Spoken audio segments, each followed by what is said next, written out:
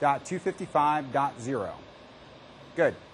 Now you see two options here for group information. So two options relate to, let's say a customer is already a Dell SAN customer. They already have an EqualLogic array on their network. They can, through this interface, join a new piece of physical hardware to an existing group. So they are thus growing the capacity of their storage and increasing the amount of performance they get out of it. Or we can create a new group. So in this situation, we have a single array on our network. We don't have an existing group, so we're going to go ahead and create a new group. So Eric, if you would, click Next. So we named the physical member. Now we're going to name something called the group. The group is the logical combination of one or more members coexisting to provide you with capacity. So let's call the group name PSG, for Pure Storage Group. And we're also going to give that group an IP address so our servers can get at the group. So let's go ahead and do 10.10.10.50. And we're going to type in some passwords here. So we take security very seriously. We don't want the wrong person to log in and mess around with the EqualLogic array. So for an admin password, we're going to type in EQL. And you're going to have to confirm that on the left there. And then we're going to set a membership password. Membership password allows an administrator to add a new piece of hardware to an existing Pure Storage group. So let's do the same password for membership, EQL.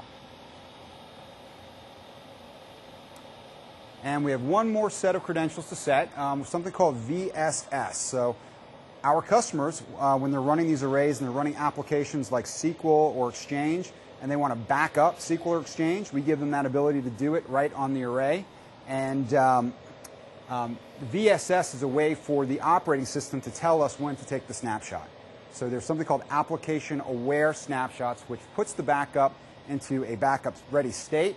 We take the backup, and then we know it's in a good, consistent state, so when we go to restore to it, there won't be any problems. Very important to Exchange administrators, SQL administrators, and now we have the same type of capability for VMware. So let's go ahead for username. We're going to just type in VSS. And now this is the big test right here. This is a 12 to 16 character password. So I would say type in 123456789 and do that twice and without any typing mistakes, and you win a prize. That's a big accomplishment. Anyone have any questions on anything we've done so far? You guys all have sold Dell EMC before or PowerVault, so you guys are kind of familiar with the consolidated storage bit. Good. So you went ahead and clicked Next. So we are now actually going out, and it didn't come back with an error, which means you typed both passwords twice. Good job. We're actually going out and we're initializing the array. So at this point, during our demonstration, when we're talking to customers, this is, by the way, about a 70-second pause while it goes through its initialization. We would typically review the business proposition of an EqualLogic SAN. So, business value, number one, this is the easiest storage product on the market to get out of the box, put in a rack, and get a baseline configuration and start using. I mean, that has been our go-to-market strategy, to go out and demo the product because it is absolutely simplistic to use compared to the other more traditional products on the market. Secondly, it truly is storage virtualization in that we can add physical devices to an existing virtual group and leverage those assets across the SAN. So when customers, you hear virtualization every day, everyone's looking at VMware, everyone's looking at Citrix. This is truly storage virtualization on the back end. So you're decoupling those LUNs or volumes from physical hardware, and you're able to move them around the SAN, which is a very compelling story for most storage administrators. So we came back with a successful initialization, which means that at this point we can talk to it through a web browser, and that's our management interface. We run it through a standard web browser using encrypted Java. So go ahead and hit the Finish button, and we're going to go ahead and launch Microsoft Explorer. Or the window looks to be open right there, or that works. So we could either type in the group IP address in our address bar, or we can have it kind of pre-set up right here under Demo Array. And we're going to click Demo Array. It's going to launch our browser. So the first thing that Windows is going to do is it's going to start up Java, which actually takes a couple seconds. And then it's going to bring us into the Ecologic Management Interface, or GUI, or whatever you want to call it. The GUI sits on a server or a laptop, or you can be VPN'd in from your home office managing your SAN. So it runs on a standard browser, which is nice that you don't have to dedicate a physical piece of hardware to be your management portal.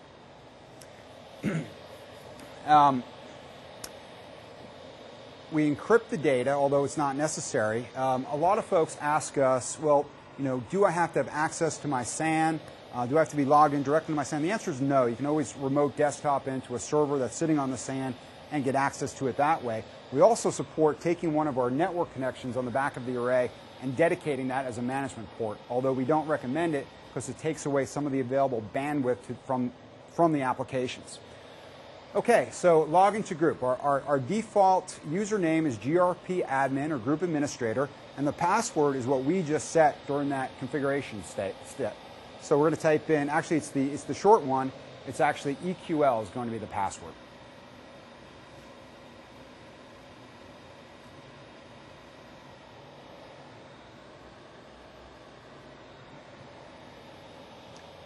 Any questions so far? Does this make sense? You've seen this before? You haven't seen this before. All right, this is our main Splash GUI. So at a glance, I can kind of get insight on what's going on relative to the SAN. So I look at this pie chart here. It doesn't really look like a pie chart because there's no pieces in it. It's just one big pool of space. We haven't done anything with it yet. This is the total group capacity. So it's 6.1 terabytes are available to the administrator to then carve up and assign to their servers. So this unit, now I know, has been configured in array 10, which means that we're mirroring drives and then logically combining them to form one big pool of space, and they're terabyte disk drives. So, something to be aware of, that this has 16 drives. Each drive is a terabyte in size, so you might say, well, how come I'm not seeing 16 terabytes worth of space? That's because there's some redundancy built into it that chews up some of that space. So we have two dedicated hot spares that are just kind of sitting there waiting for a drive failure to occur so they can jump in and take over for them. And then those mirroring disk drives, we're actually only getting the capacity of one drive for every pair because we're mirroring them together. So that if we ever lose a drive, we still have a known good copy. Okay, so why don't we kind of walk through the GUI here and see what's going on. Notice on the left-hand side we have different categories which represent different areas of management. So let's just we're just going to skip through, and we're going to go ahead and click and expand on that members category.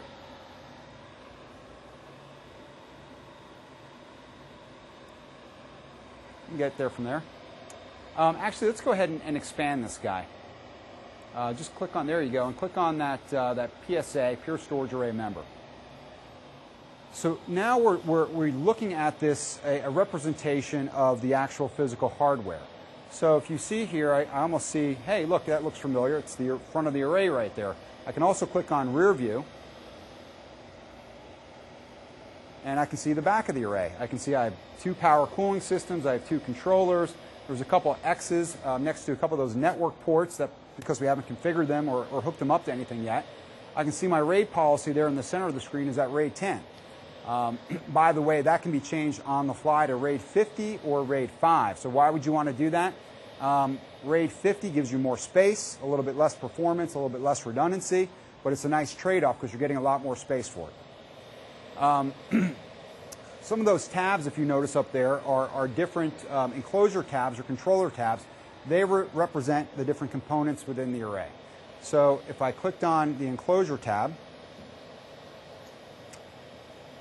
you'll see things like power supply temperatures, cooling systems, rotational RPMs. We'll see the temperature range. So this system is monitoring what's going on in its own environment. So in a case of a hot data center, we're seeing that's a hot data center. We're actually increasing those fan speeds to keep this unit cool. Very important to keep the unit cool because heat will kill disk drives. And that's the last thing you want to happen, is to start losing drives repeatedly. Go ahead and click on the Controllers tab. Here we see things like the status of our controllers, our NV RAM batteries, and our cache batteries. So if you know much about shared storage, we give cache on the actual device, which means